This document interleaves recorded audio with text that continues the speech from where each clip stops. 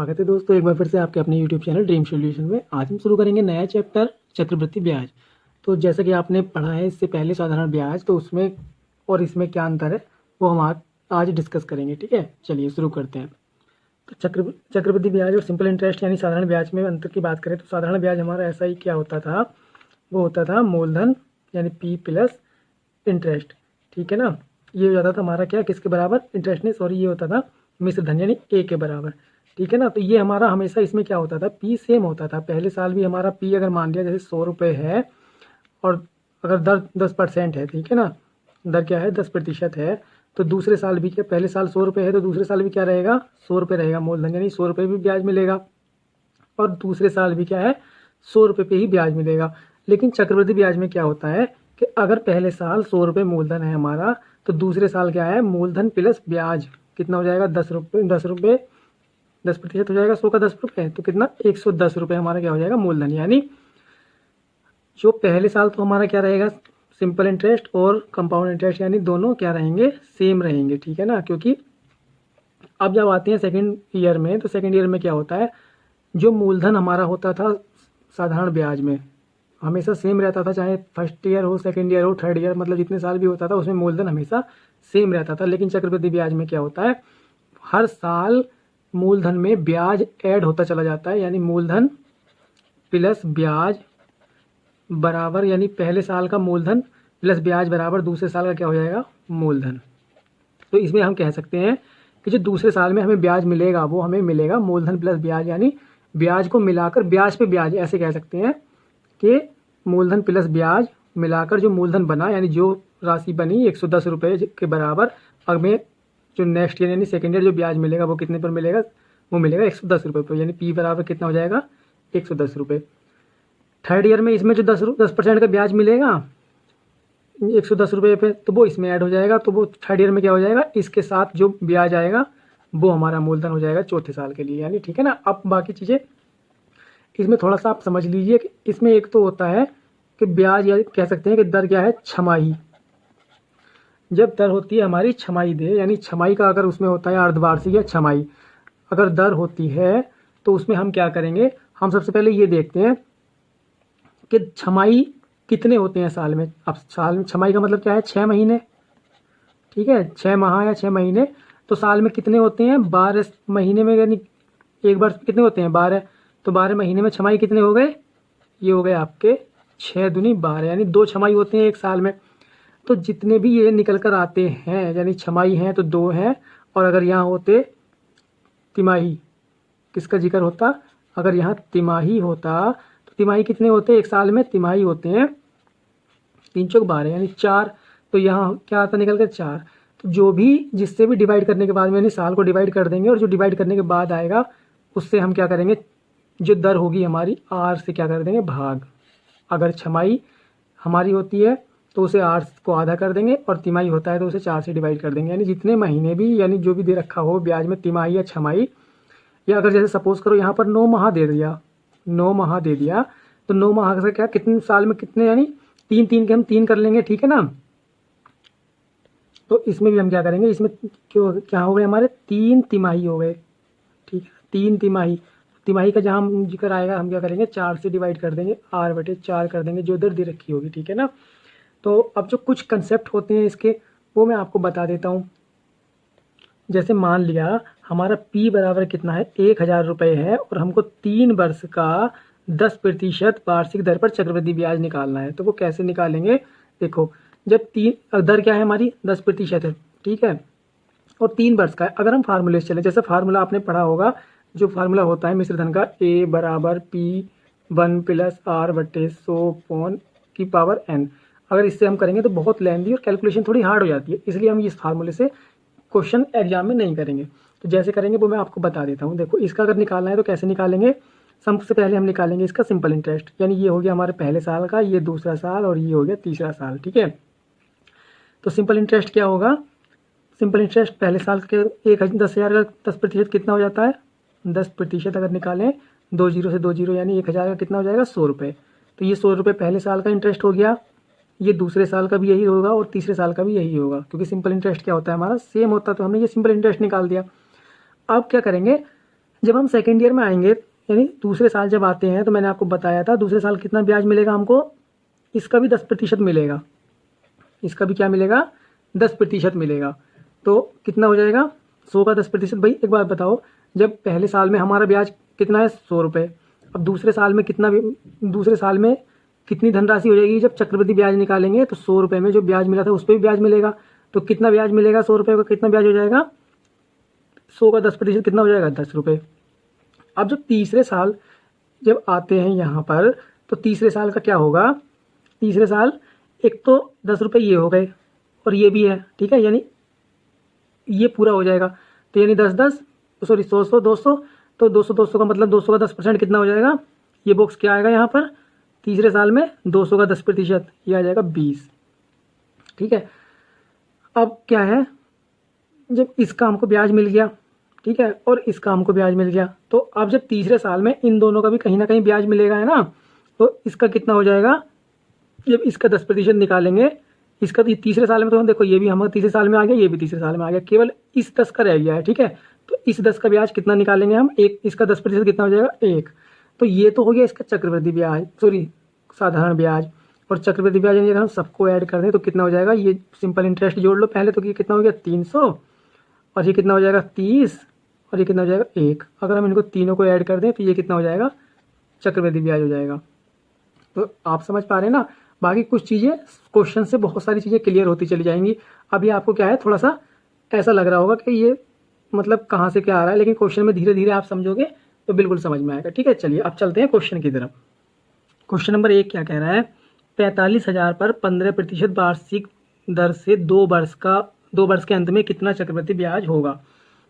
राशि कितनी है हमारे पास, राशि है 45, कितना 45,000, यानी पी की वैल्यू कितनी है, वो है हमारे पास 45,000, और आर की वैल्यू कितनी दे रखी है, वो दे रखी है, देखो पी की वैल्यू दे रखी है 45,000, आर बराबर हमारा दे रखा है 15% वार्षिक, और टाइम बराबर कितना दे रखा है 2 वर्ष। निकालना है हमको चक्रवृद्धि ब्याज। तो सबसे पहले जब जितनी दर दे रखी है 45 का हम निकालें 15%, वो कितना हो जाएगा 2 जीरो से 2 जीरो, अगर इसका हम कैलकुलेट करेंगे तो ये कितना जाएगा, ये आएगा आपका 6750 रुपये, है ना। तो हम क्या करेंगे, पहले साल का लिख लेते हैं, फर्स्ट ईयर का 6750 रुपये, ये कितना जाएगा सिंपल इंटरेस्ट आ गया है, ठीक है। तो दूसरे साल का भी सिंपल इंटरेस्ट कितना होगा 6750 ही होगा, है ना। तो अब आगे क्या होगा, हमको दूसरे साल में इस पर और ब्याज मिलेगा, तो इसका भी कितना निकालेंगे 15% हम निकालेंगे, तो इसका 15% कितना आएगा 6750 का 15%, 1 जीरो से 1 जीरो कट जाएगा, और जब इसकी गुणा करेंगे तो ये आ जाएगा आपका इतना, और 1 जीरो है तो इससे पहले क्या आ जाएगा दशमलव, यानी ये कितना आ जाएगा 1012.5, ठीक है। तो अब जब हम इनको तीनों को ऐड करेंगे तो ऐड करने का मतलब क्या है, यहाँ पर 1012.5, तो यहाँ पर 0.5 आएगा, और 0.5 अगर देख लीजिए कि किसके लास्ट में है, सभी के लास्ट में है, तो अगले डिजिट और जोड़ लेते हैं, यानी 2.5 है किसी के लास्ट में, इसमें तो किसी में नहीं है, तो यानी इसका ऑप्शन क्या हो जाएगा ई। ज़्यादा जोड़ने की जरूरत क्या है, टाइम हमको बचाना है एग्जाम में, ठीक है ना। अगर करना चाहते हो तो सारा जोड़ लेंगे, उसमें क्या है चक्रवृद्धि ब्याज आ जाएगा आपका, लेकिन अगर जितना कैलकुलेशन से बचोगे उतना आपके लिए ज़्यादा लाभदायक रहेगा, ठीक है। चलिए क्वेश्चन नंबर 2 करते हैं। क्वेश्चन नंबर 2 क्या कह रहा है, 10,000 का 3 वर्ष का चक्रवृद्धि ब्याज क्या होगा। पी बराबर कितना है 10,000, और टाइम हमारा 3 वर्ष, और दर हमको दे रखी है प्रथम वर्ष 4%, द्वितीय वर्ष 5% तथा तृतीय वर्ष 6% हो। अब देखिए ये क्वेश्चन थोड़ा सा कैसे करेंगे, पहले साल का देखो, पहले साल कितना है 4%, फर्स्ट सेकंड और थर्ड, पहला और दूसरा तीसरा ईयर ये आ गया, तो इसमें हम क्या करेंगे, पहले साल दर कितनी है 4%, तो पहले सिंपल इंटरेस्ट निकालेंगे जैसे हम भी निकालते हैं। तो पहले साल का 4% पर कितना आ जाएगा, 10,000 का 4% कितना होता है, ये आप जानते भी हैं 400 होगा। कैसे, ऐसे देखिए निकाल लीजिए 4/100, 2 जीरो से 2 जीरो चले जाएंगे, तो ये कितना हो गया 400। दूसरे साल दर कितनी है 5%, तो सिंपल इंटरेस्ट कितना होगा 500, और तीसरे साल कितनी है 6%, तो कितना होगा 600, ठीक है। बस आप क्या है, ये थोड़ी सी जो चैन होती है ना, इसको बॉक्स भी बनाते हैं, ये बनाना सीख लें तो बहुत इजी हो जाएंगे क्वेश्चन, ये आएंगे धीरे धीरे, आप जब प्रैक्टिस करोगे तो बिल्कुल आ जाएंगे, ठीक है। बस ये देखना है कि कहाँ किस किस पर ब्याज कैसे कैसे या किस किस ईयर लेना है। ये हमारा तीनों साल का क्या आ गया, सिंपल इंटरेस्ट आ गया। अब हमको क्या करना है, इस पर हमारा कितना है सेकेंड ईयर। देखो यहाँ पर हमारी जब यहाँ पर कोई संख्या आएगी तो ये है सेकेंड ईयर, तो यहाँ हमको दर मिलेगी 5% की। द्वितीय वर्ष की दर कितनी है, 5% की। अगर सेम होता तो ज़्यादा ईजी होता है, फिर वो दुगना करते चले जाते हैं, ठीक है। लेकिन सेम नहीं है तो इसमें थोड़ा सा कैलकुलेट करना पड़ेगा। यानी 400 पर जब अगले साल, क्योंकि ये तो सिंपल इंटरेस्ट हमारा मिल गया, लेकिन अब तो ब्याज पे ब्याज चाहिए ना, तो ब्याज पे ब्याज कैसे मिलेगा, 400 पर जब यहाँ दूसरे साल आएगा 400, जो ब्याज मिलने के बाद जब दूसरे साल में ऐड हो जाएगा तो दूसरे साल में दर कितनी है 5% की, तो उस पर 5% यानी कितना ब्याज मिलेगा, 5 चौक 20, ये 20 रुपये मिलेंगे, ठीक है। और जब तीसरे साल में कितने, तीसरे साल में क्या है, पहले साल का सिंपल इंटरेस्ट प्लस दूसरे साल का सिंपल इंटरेस्ट, यानी कितना हो जाएगा 900, 400 500 900, 900 पर दर कितनी है 6% की, तो 2 जीरो से 2 जीरो, 9 छक्का 54, ठीक है। अब क्या है, अब इस पर भी यहाँ पर ब्याज मिलेगा 20 पर, तो 20 पर कितना ब्याज मिलेगा, क्योंकि दर कितनी है 6% की, तो 20 पंजे 100, ठीक है, यानी 6/5, यानी इसको हम कह सकते हैं 1/1.2, ठीक है। इस पर ब्याज मिला, ये मिला हमको 5% की दर से। फिर ये क्या आया, ये आया तीसरे साल में, क्योंकि यहाँ तो देखो यहाँ लगेगी 6% की, इस लाइन में जो आएगा ऐसे समझ लीजिए, इस लाइन में जो भी आएगा उसको 5% की, और इस लाइन में जो भी आएगा उसको 4% की, इस तरीके से आप समझ सकते हैं। तो यहाँ पर तो सब में 6% की लगी है, और यहाँ पर क्या है, ये जो 20 आया है ये ऊपर से आया ना, इसका 400 का केवल, तो ये क्या आया है 5%। और जब यहाँ 54 जो आया है ये इसका, यानी 400 प्लस 500 का जो है 5% सॉरी 6% आया है, इस लाइन में 6% है। अब हम क्या करेंगे, सबको जोड़ देंगे तो हमारा क्या आ जाएगा, चक्रवृद्धि ब्याज आ जाएगा। यानी कितना, 6 4 10 यानी 5 15 1500 प्लस 54 और 20 कितना हो जाएगा 74 प्लस 1.2। तो जब हम इनको जोड़ेंगे तो सबसे लास्ट में क्या आएगा, 0.2 आएगा। 0.2 किस में है, एक ही ऑप्शन है आपका, यानी कितना है सी, तो ये कितना हो जाएगा 1575, ठीक है। यानी 1575 ये आपका आंसर होगा, क्योंकि एक में ही 2 है लास्ट में ना, और किसी में नहीं। आप जोड़ेंगे तो जोड़ सकते हैं, यानी इसको जब इसमें क्या करेंगे, ये 74 जब इसके साथ ऐड होगा तो कितना हो जाएगा 1574, 0.2 यहीं रह गया, और एक इसका ये क्या आ जाएगा, यानी कितना हो जाएगा 1575.2। तो आपका ऑप्शन नंबर सी क्या हो जाएगा, करेक्ट हो जाएगा, ठीक है। चलिए क्वेश्चन नंबर 3 करते हैं। क्वेश्चन नंबर 3 कह रहा है 1,60,000 का 2 वर्ष में 10% वार्षिक दर से छमाही दे। यानी जब छमाही में देना है तो मैंने आपको बताया था, जब छमाही का जिक्र होता है तो दर को हम क्या करेंगे, आधी कर देंगे, यानी 2 से भाग कर देंगे, तो दर हमारी कितनी लगेगी 5% लगेगी, ठीक है ना।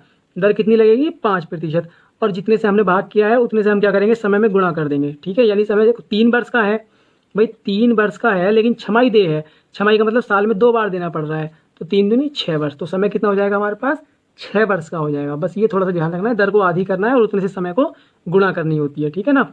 तो क्वेश्चन करेंगे, यानी पी कितना दे रखा है इसमें 1,60,000, तो वही इसका क्या करेंगे, 1,60,000 का दर कितनी होगी हमारी 5%, तो जब 5% निकालेंगे तो ये कितना आ जाएगा 0 0 और 16 पंजे 80, यानी 8,000। तो सिंपल इंटरेस्ट कितना हो जाएगा, सिंपल इंटरेस्ट तो 8,000 ही होगा, पहले साल का भी, दूसरे साल का भी, और तीसरे साल का भी, और चौथे साल का भी। समय कितना हो गया था हमारे पास, 3 दूनी 6 वर्ष, तो सॉरी 6 नहीं, ये 2 वर्ष का है, कितना 2 वर्ष है ना, 2 वर्ष है तो कितना हो जाएगा 2 दूनी 4 वर्ष, तो पहले साल का भी, ये पहला दूसरा तीसरा और ये चौथा साल, ठीक है।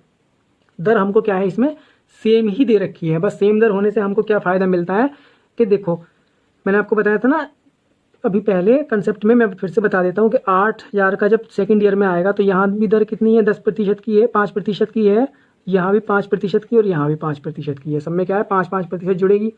तो जब इसका 5% आएगा तो वो कितना आएगा 5/100, यानी 2 जीरो कटेंगे तो 8 पंजे 40, यानी कितना 400, ठीक है। यहाँ पर कितना आएगा, इन दोनों को मिलाकर यहाँ पर कितना आएगा, जब 1600 का करेंगे तो 2 जीरो कटेंगे, देखिए यहाँ पर सॉरी 8,000 यानी 16,000 हो गया दोनों का, तो इसका 5/100, तो ये 2 जीरो यानी 16 पंजे 80, ये 800 आ जाएगा।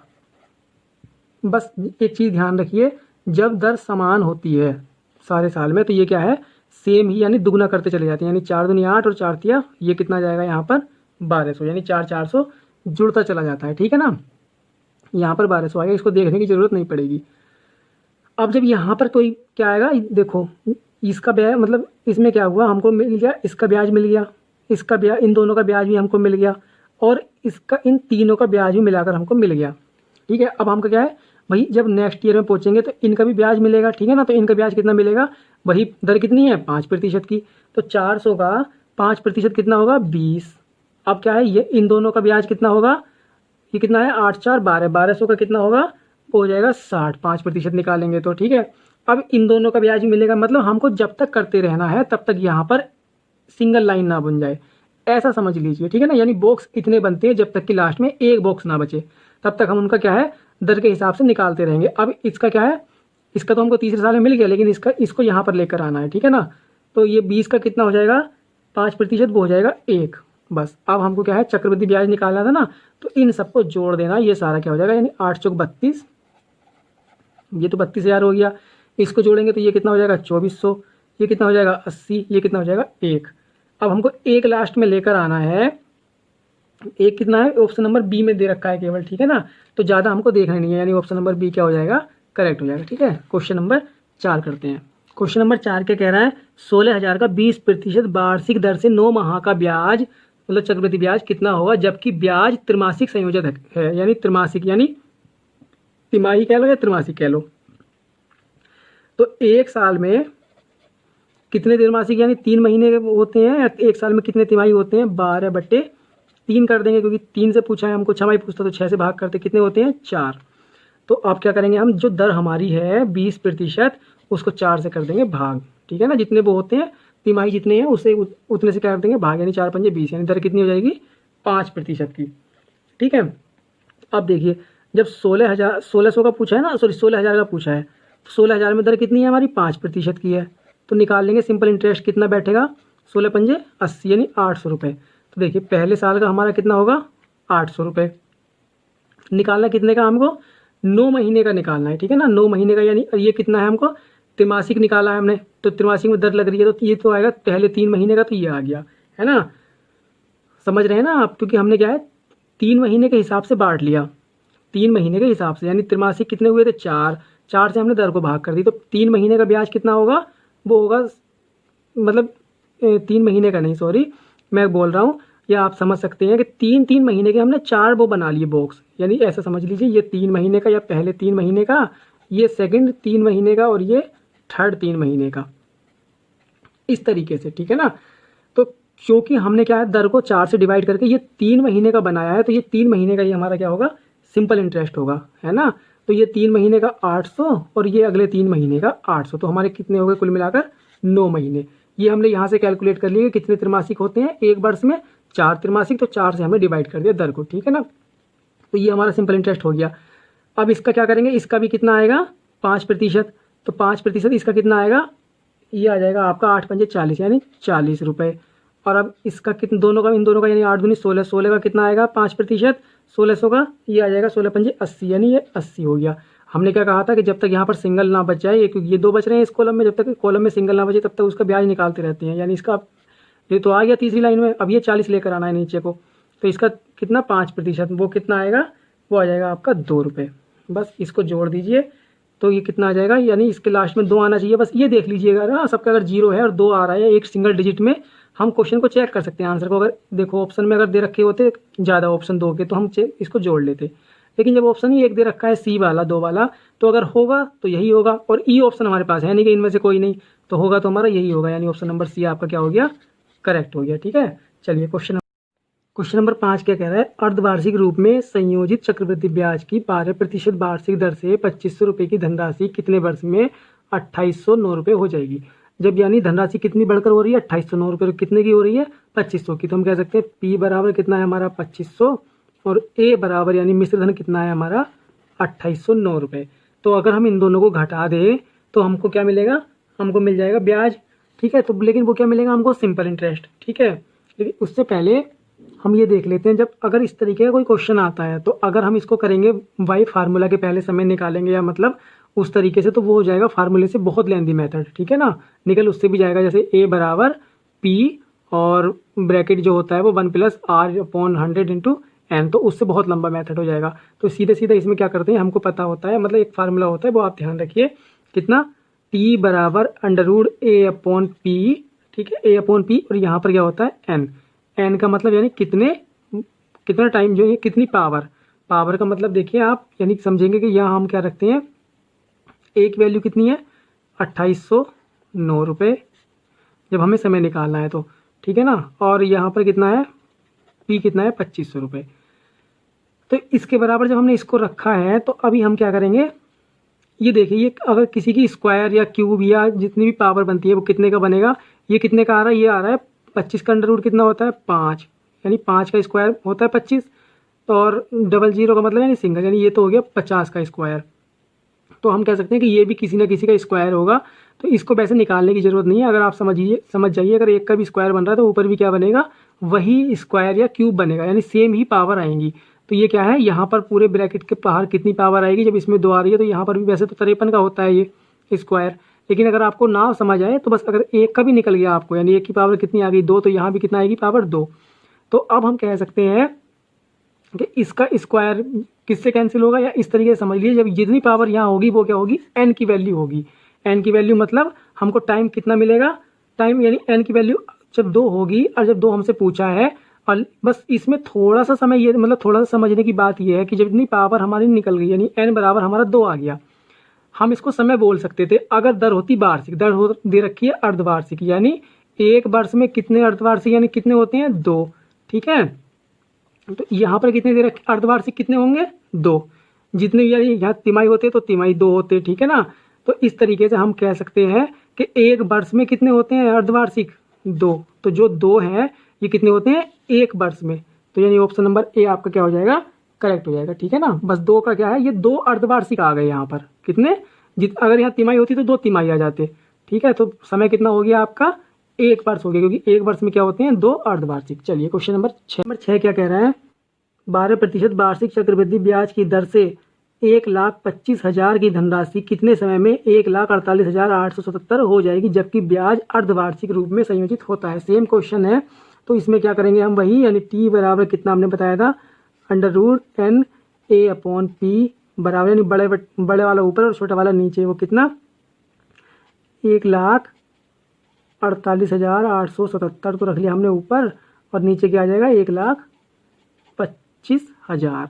अब हमको पता है ये किसका क्यूब होता है 5 का और 3 जीरो का, यानी 1 जीरो आ जाएगा, ये कितना हो जाएगा बराबर में 50 का क्यूब हो जाएगा, यानी 3 पावर हो जाएंगी 50 की। ऊपर वाले का अब जब 1 की पावर हमने बना ली तो ऊपर वाले का हमको देखने नहीं है, वो उतनी ही पावर आएंगी।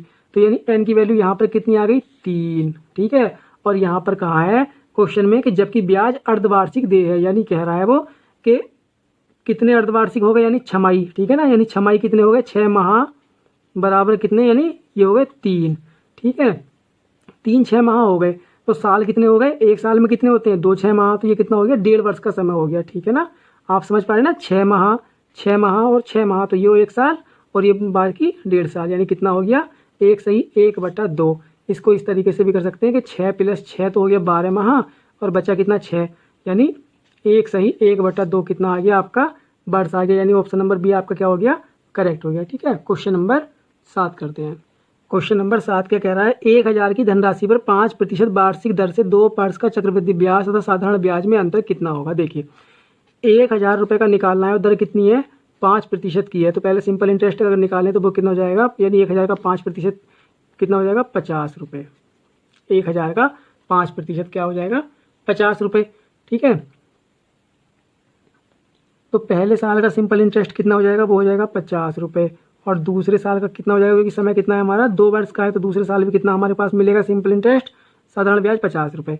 अब वही क्वेश्चन है, उसी तरीके से पहले क्या करेंगे हम, इसका 50 का क्या निकालेंगे, इसका भी 5%, यानी जब यहाँ पर आएगा, बस ये ध्यान रखना कि कॉलम हमारा जब चक्रवृद्धि ब्याज निकाल रहे हैं तो कॉलम में एक संख्या बचनी चाहिए, यहाँ पर 2 बच रही है, तो इस ऊपर वाले का नीचे ब्याज लेकर आओ। ये एक समझ सकते हैं ट्रिक के लिए, मतलब एक ट्रिक के रूप में समझ सकते हैं इसको, कि जब तक हमारा सिंपल यानी एक कॉलम में एक संख्या ना बचे तब तक हम ऊपर वाले का ब्याज नीचे लाते रहेंगे, ठीक है। तो 50 का यानी दर कितनी है 5%, तो 50 का 5% अगर हम यहाँ निकालें तो ये 0 से 0, यानी 5 पंजे 25/10, यानी 2.5, तो यहाँ कितना आएगा 2.5।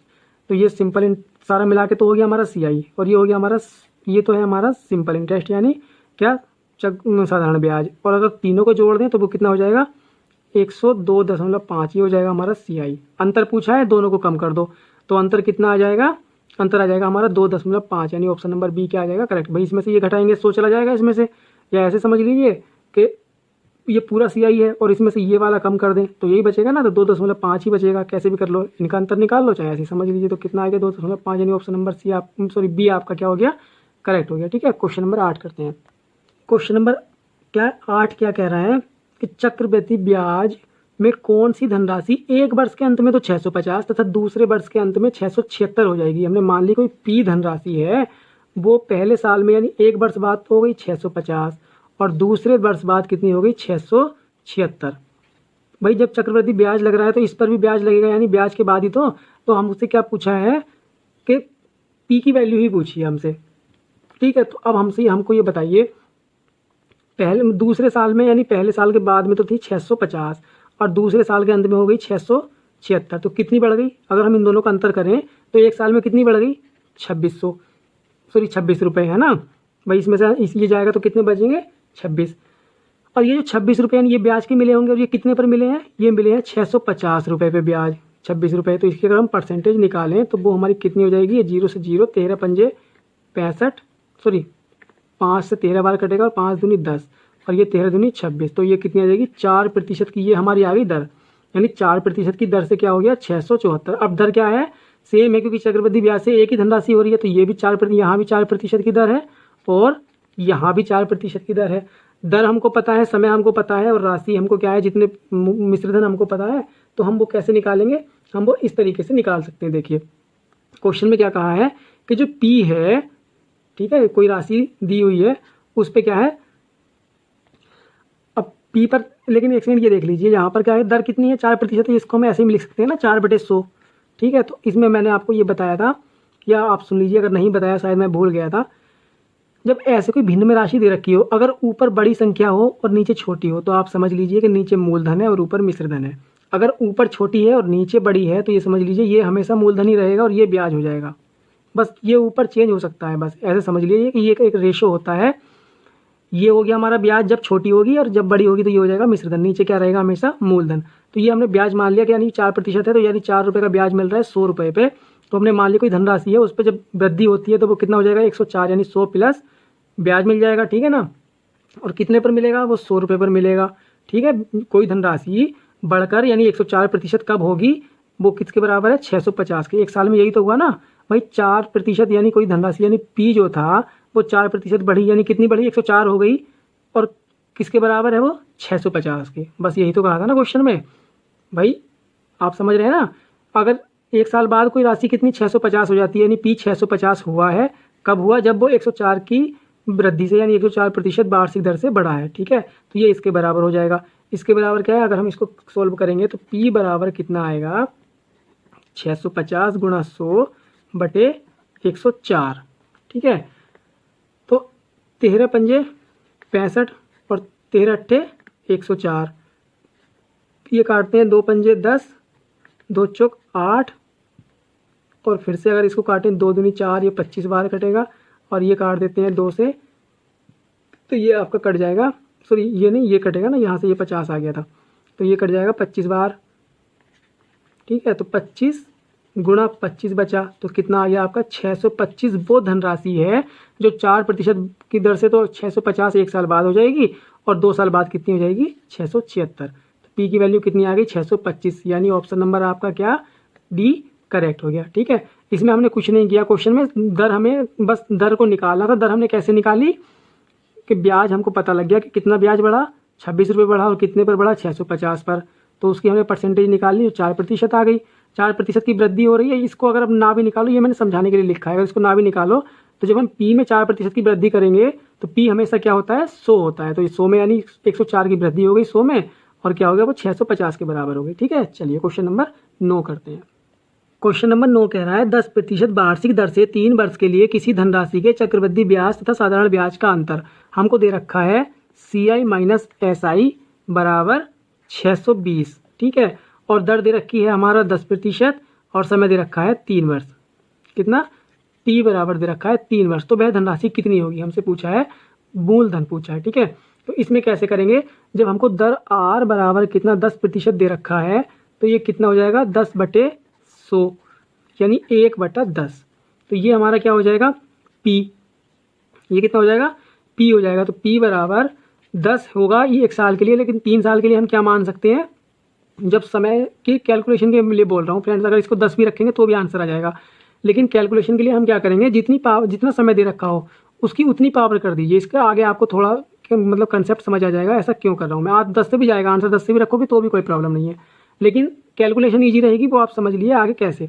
जब 3 वर्ष का है ना तो कितना हो जाएगा, 3 पावर कर दी तो कितना हो जाएगा, हमने P 1000 मान सकते हैं। तो जब P बराबर हमने 1000 माना और दर कितनी हमारी 10% की है, तो उसका सिंपल इंटरेस्ट पहले साल का कितना होगा, वो होगा 10%, 1000 का कितना, 100 रुपये। दूसरे साल का भी कितना होगा, 100 रुपये, और तीसरे साल का भी कितना होगा, 100 रुपये। साल है हमारे पास 3, तो तीसरे साल मैंने आपको बताया था इसका भी 10% का ब्याज लगेगा दूसरे साल में आके, तो वो कितना हो जाएगा, 10 रुपये। और यहाँ पर आकर जब दर सेम होती है तो इसका दुगना हो जाता है, यानी कितना हो जाएगा, 10 दूनी 20, कैसे, 100 और 100 200, 200 का कितना हो जाएगा 10%, 20। बस अब इसका एक बार और लगेगा 10%, तो इसकी हो जाएगा 1, ठीक है, क्योंकि दर हमारी 1 है तो 10 रुपये का 10%, मतलब 10 का 10% कितना होगा, 1 रुपये। तो ये आ गया हमारा CI। अगर हम पूरे को जोड़ दें तो कितना आ जाएगा, CI, और ये वाला क्या है हमारा सिंपल इंटरेस्ट है, 100 यानी ये 300, तो हमारा सिंपल इंटरेस्ट है। और पूरे को अगर हम जोड़ेंगे तो 300 प्लस 10 या 30 प्लस 1, तो कितना हो जाएगा, CI हमारा हो जाएगा 330 यानी 331, और SI कितना हो रहा है हमारा 300। दोनों का अंतर करें यानी CI माइनस SI, तो वो कितना आ रहा है इसमें से 31, ठीक है, 31 आ रहा है। और 31 की वैल्यू हमको कितनी दे रखी है, क्वेश्चन में हमसे कहा है कि CI माइनस SI बराबर क्या है, 620। तो हमने तो जो वैल्यू मानी थी, हमको क्यों मानी थी, जो आपको ये माइंड में चल रहा होगा कि 1000 क्यों मानी। अगर हम 10 यहाँ मानते तो 10 तो 10, इसका 1 रुपये तो यहाँ पर लिख लेते, ठीक है, कोई दिक्कत नहीं थी। लेकिन यहाँ से कितना आता है, 1 का 10% निकालते, वो पॉइंट में आपकी कैलकुलेशन हो जाती। इसलिए थोड़ा सा, क्योंकि 3 पावर का मतलब क्या है कि इतने बॉक्स बनेंगे, यानी इतने कॉलम, हमारे 3 कॉलम बनेंगे 3 साल में ना। तो 3 कॉलम का मतलब ये है कि वो पॉइंट में हमारी कैलकुलेशन चली जाती है, वो बहुत हार्ड हो जाता है। इसलिए ये मानने के लिए कि जितनी पावर हो उतनी क्या है, मतलब जितना समय हो उतनी पावर करके हमको कैलकुलेशन ईजी हो जाती है, बस और कुछ नहीं था, ठीक है ना। तो 31 की वैल्यू कितनी दे रखी है, 620 के बराबर, ये भी अंतर ही है। तो हमको क्या चाहिए, हमको चाहिए 100% की वैल्यू, यानी हम 100 की नहीं, अब यहाँ ना 100 मत मानिए क्योंकि ये प्रतिशत नहीं है। हमने जो P माना था, P कितना माना था हमने, 1000। अगर यहाँ 2 पावर होती तो 100 मानते, जितना भी P यहाँ पर माना होगा, P कितना माना था हमने, 1000। तो हमको 1000 की वैल्यू चाहिए। अगर हम यहाँ से 1 की वैल्यू निकालें, 1 बराबर कितना होगा, तो 1 बराबर होगा 620/31। और यहाँ से अगर हम 1000 की वैल्यू निकालें तो इसमें 1000 से गुणा कर देंगे, जो हमेशा करते हैं। तो ये तो आ जाएगा 31 दूनी 62, ये 20, और ये कितना है 20 गुणा 1000 यानी कितना आ जाएगा, 20,000 क्या होगा हमारा मूलधन होगा, यानी ऑप्शन नंबर आपका D करेक्ट हो जाएगा, ठीक है फ्रेंड्स। तो आज के लिए इतने काफ़ी है फ्रेंड्स, मिलते हैं नेक्स्ट वीडियो में। थोड़ा सा आपको लॉजिकल लग रहा होगा, लेकिन क्वेश्चन करेंगे और प्रैक्टिस करेंगे तो समझ में आने लगेगा, ठीक है। चलिए मिलते हैं नेक्स्ट वीडियो में, तब तक के लिए बाय बाय।